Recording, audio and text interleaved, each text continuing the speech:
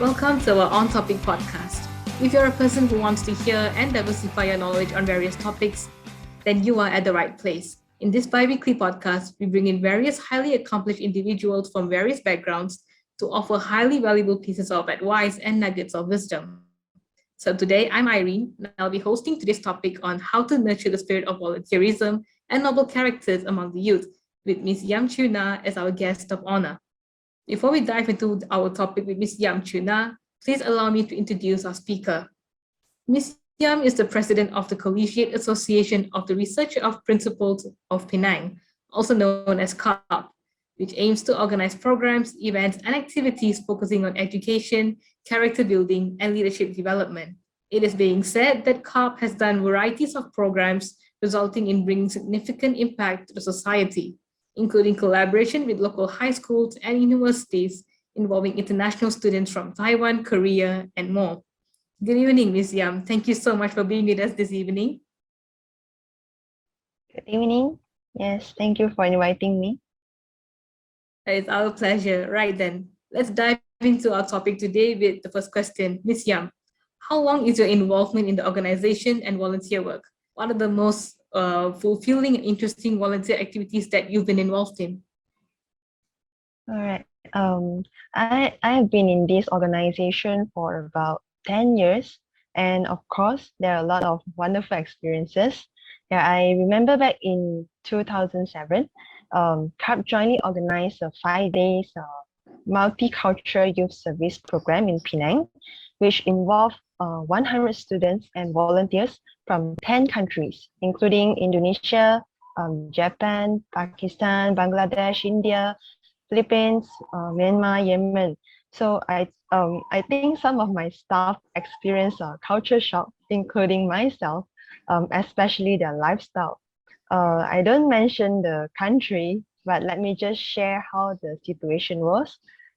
These people, they are actually very helpful and focused when doing all the works, like cementing the floor, clearing the bush, and mural paintings. But they must have iced tea. The in Malaysia we call it teh or the ice teh or before they start to work. Yeah, no matter how hard we try to persuade them that maybe you can drink after the work, but they insisted on drinking the tea before starting everything. And not only in the morning, even at night before going to bed, they requested tea again. So this habit or culture really blew my mind. And yeah, whenever our staff we talk about this event, all of us will never forget about the experience. Anyway, they are still very fun, enthusiastic, and they could perform very well during the closing ceremony. Yeah, so in these 5 days, we could really learn how to blend with people from different backgrounds, cultures, religions, and thoughts. Now, one thing common and amazing, which I think in everyone's heart is became for service. Yeah, to contribute to the societies with sincere heart. So this is really an amazing experience. Yes. That's an amazing story, Ms. Yeam. You must be very fond of those memories, yeah. So, and these memories they can last for a lifetime. So, speaking of for life, is volunteerism a lifetime commitment? And how could we nurture the spirit of volunteerism and noble characters among the youth in this individualistic society, or someone who has even no interest at all? In my point of view, volunteerism is always by heart. We couldn't force any person. There is no point if you just point a gun, yeah, at the person's head and say, yes, you must do this, you must be volunteer. Yes, the outcome will definitely be a negative one. But we couldn't say that the person will have no interest at all or for the rest of his life. Perhaps someday the right timing will come, then he might have a life-changing experience. So we never force people to volunteer, but we also never stop giving opportunities to people to be involved in volunteerism. So volunteerism starts from myself, my family, and slowly to the society, the nation, and the world. It is a practice of doing for a good cause. So I remember I read an UN article it mentioned that the volunteerism is a basic expression of human relationships. So the moment when we are born, um, we are actually bound to humans, like our parents, doctors, nurses, and so on. Yeah, so we first experience the spirit of volunteerism from our parents. Don't you think so? Yeah. So our parents actually give birth to us, providing food and shelter, education, and many more. And all these are by heart, and this parent-child relationship is for the whole life. So um, yeah, maybe you could define whether volunteerism is a lifetime commitment or not. But to me, it's a yes. Yeah, I could really feel the spirits of my parents, my teachers, my mentors, who actually influenced me in this positive way. Maybe that's the power to support myself in volunteerism. Yeah. So something as significant as volunteerism, we fail to see it in our everyday life, in the service of our parents, our teachers, and our loved ones. And yes, Miss Yap, I really realized this. So how does volunteerism and having a noble character affect the society, and in what way? In what way? Okay. Like what I've mentioned just now, actually was the ideal situation for volunteerism, and I think it should be the ideal way for the growth of a child, because through this way, the children could inherit the spirit of volunteerism from the parents. So the parents giving heart, sacrificial life, endurance, persistence, all the noble characters which you asked just now, yeah, this will be nurtured during the young age and will help the children in better future. So if let's say the person is from a broken family, then perhaps he needs a good teacher or mentor or an organization who could really guide him, love him, nurture him with a parental heart. Then the person can learn the positive characteristics, and he could also influence the next person. Like our organization in CARP, we always provides a platform to the young people to learn, to practice, to grow as a team. So once we have this good experience through educational or practical programs, it is possible to continue to develop the noble characters, then creating positive vibes, and we could bring better impact to the society, and we can influence the nation and the world. Yeah, so since we are now in this on topic podcast, no joke that these good efforts could reach the world in a faster way. So we are now also practicing and promoting volunteerism in another way. Yes. So volunteerism could be anywhere as long as by heart. Yeah. Thank you very much, Miss Yam. We are honored to be a part of this good cause. And so this leads us to our next question. How many individuals have your organization impacted? And how do we get more people to get more involved in volunteering in changing for a better world? Hmm. How many individuals? I guess roughly more than 1,000 individuals. Yeah. I think if we want to get more people to get involved, then we need to create more platforms, especially hands-on experience for the people, because I feel like nowadays people like to experience rather than just like listen to the lectures.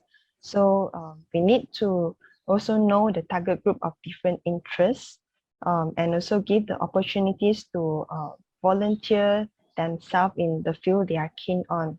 Yeah. I see. Thank you, Ms. Yap. So our Mm. next question would be, how does your organization affect the lives of the less fortunate? Is there a story that you would like to share with us?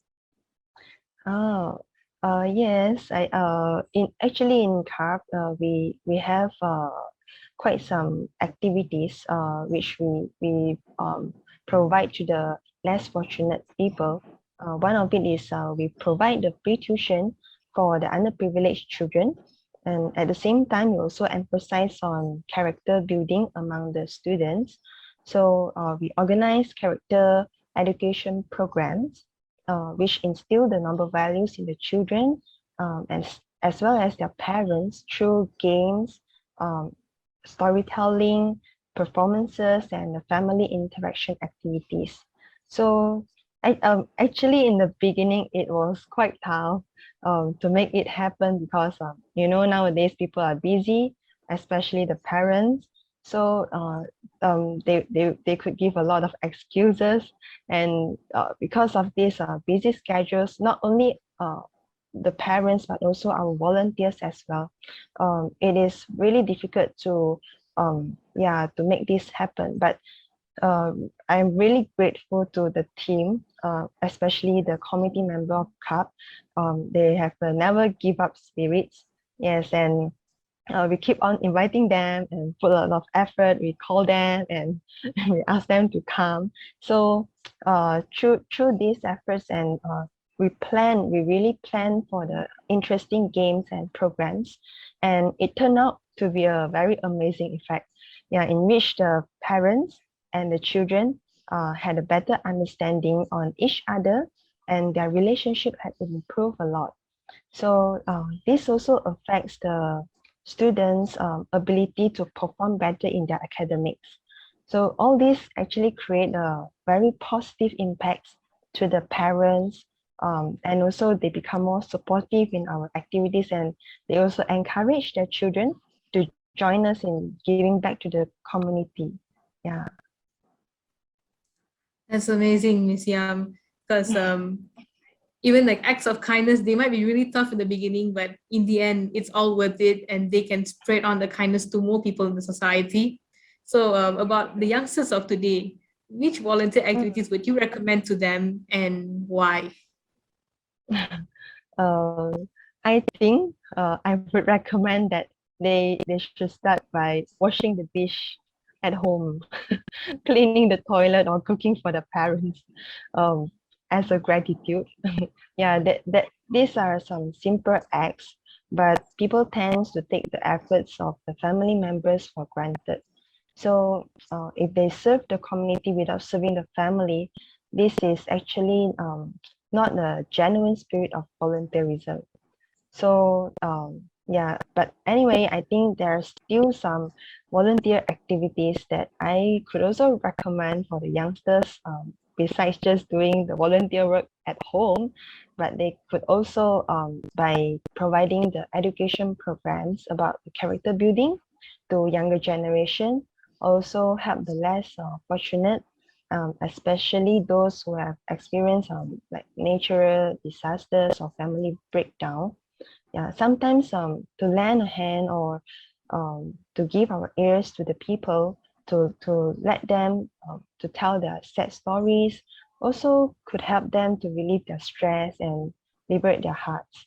So it is also one of the good causes and simple acts that we could do for the people. So it is not very big, but something small and simple that we can start. And yeah, we could really try on it.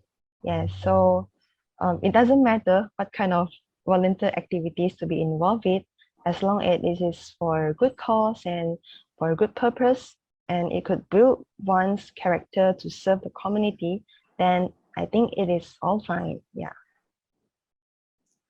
Yes, Miss Yap, this I totally agree with you, especially with no matter how small it is, as long as it's done in the spirit of service and from a good heart, then it's all good.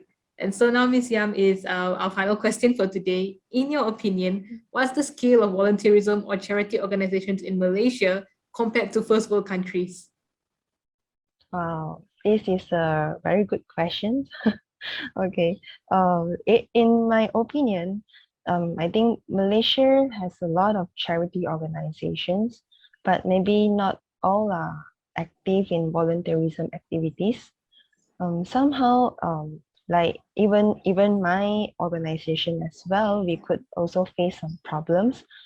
Especially, I think most of the organization face the unstable finances to sustain or to develop, especially this pandemic period.